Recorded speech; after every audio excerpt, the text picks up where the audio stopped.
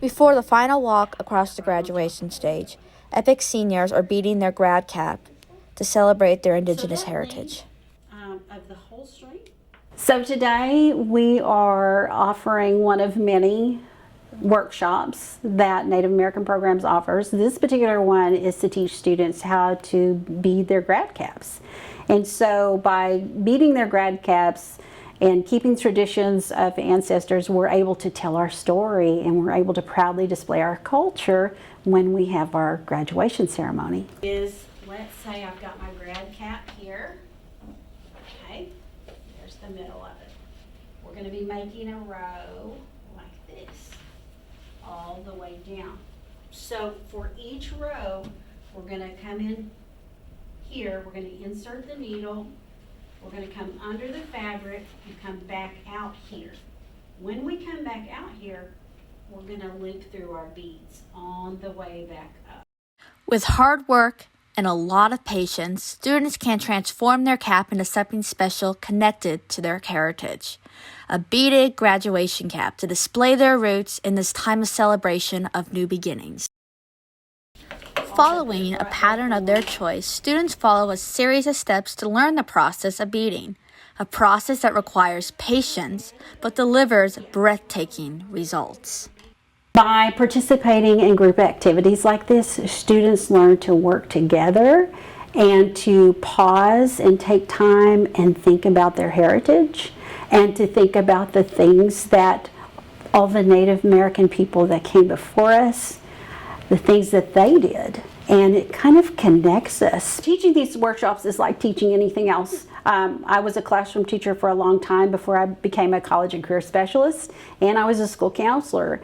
And I remember when I first started teaching language arts, for example, I didn't know everything. And students asked me a lot of things that I really didn't know the answer to, and I had to go back and research. Well, I'm new to this practice. I'm Native American, and but I'm new to beading myself. And so it can be a little bit intimidating because so many students are more crafty than I am. However, I think it also is a good thing that they're seeing that what I make doesn't look perfect to myself either. That it's really about our expression of ourselves, expressions of our stories. It's not about making something that's perfect in someone else's eyes. This is going to be a long process for these students, but also the start of a journey to connect their accomplishments to their heritage. Graduation is a time of accomplishment, right?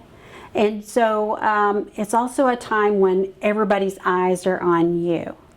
And so you've got your regalia, you've got your cords that show your accomplishments, you've got your stoles.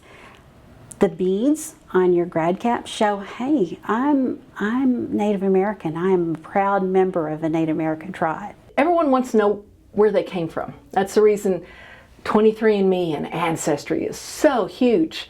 People want to know where they came from. And being connected to your past, especially now, is important. We, as Native Americans, our culture, our people, our way of life, everything was decimated. When Europeans came in, boarding schools, there was the saying, the adage, save the man, kill the Indian. So we're still here. And not only are we here, we have a program and we're telling students where they came from. We're teaching them their native language. We're showing them their regalia. We have clubs, we have book clubs, we have a lot that we're showing and teaching, and it just helps them connect. I am just the match that I hope lights a torch. Grad Cap Beading is just one of many workshops the Native American Programs offers its students. We're teaching a sneaker art workshop focused mostly on Native American art and different types of patterns with different tribes. And teaching the techniques, teaching how to prep the shoe, how to pick your design, how to paint it, how to apply the stencils. We'll be using stencils a lot today, and we'll be showing how to finish the shoe. And yeah, just trying to teach our craft. So we've been painting shoes for 18 years. I've actually won an award for some of my art at the Trail of Tears art show in 2023. I won the Trail of Tears award for that. Everyone has their shoes correct. We've painted for, I guess you could say, some celebrities in the past. I couldn't even tell you how many shoes we painted. That's probably up in the hundreds. It's probably up in the hundreds by now. Once they learn about the patterns and what they mean, it can kind of show the way. It's almost like a way of storytelling.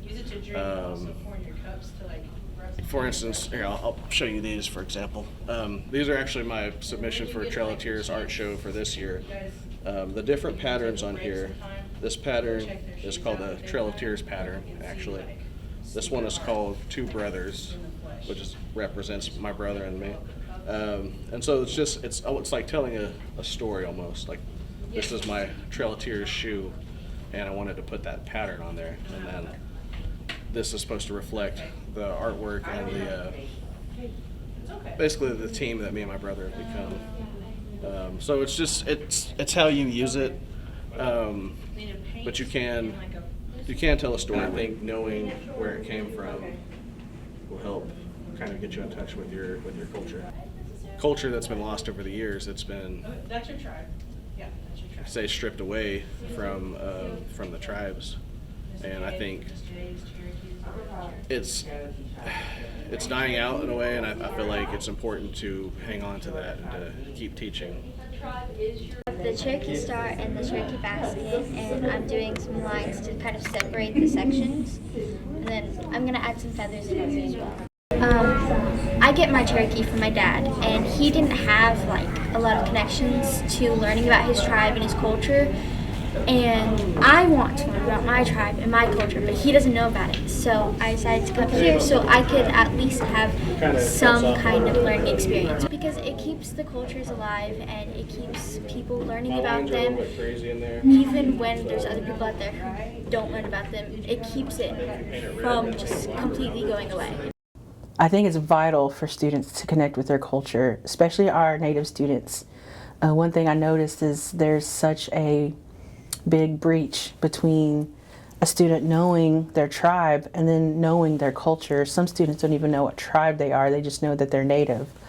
And so part of my job is to help bridge that gap and introduce them to not only their tribe or culture, but like their language, their heritage, their history. Part of that is they're learning, there's all kinds of learning,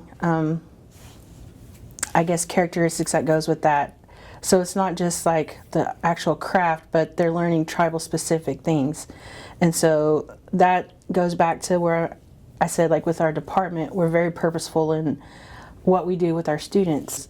So my job as an educator within our program is to know those things and then pass that knowledge on and relay it and teach it to our students so that they know it's not just all tribes or all natives, but it is, you know, these certain specific tribes. And so that's part of that as well.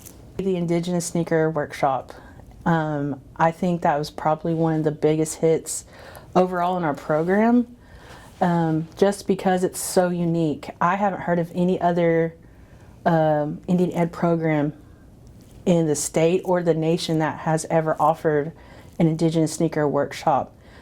It's so unique because we have local artists who are Seminole from the Tulsa area that have been doing this for going on 19 years now.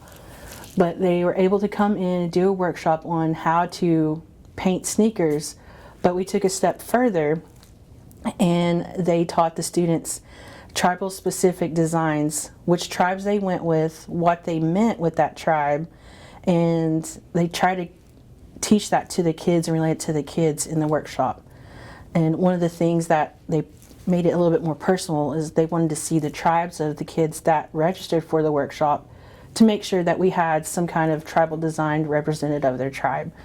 And that way they could, you know, put that image on their shoes if they chose to, and they got the ins and outs of how to really do sneaker art and from professionals who have been doing it, like I said, for almost over 19 years. So that's probably like the biggest and like maybe the coolest workshop I think that our program has been able to offer. The people knowing about our program, I wish more people knew about it. We have over 7,000 students that identify as Native in EPIC charter schools alone, but it's probably closer to 5,000 now are actually in our program. So there's another 2,000 out there that we're still trying to make contact with. But out of that, only a fraction of the people actually participate in our events. And it's not for lack of us trying, it's just we're just trying to get that engagement, because we just have so much to offer our Native students, as far as like language, culture, history, and making those connections. And so we're thirsty for kids to just jump on board and just get with our program. And so we're thankful for the ones we have, but we would just love it if more people would get their students engaged with us, because that's what we want to do. We want to see it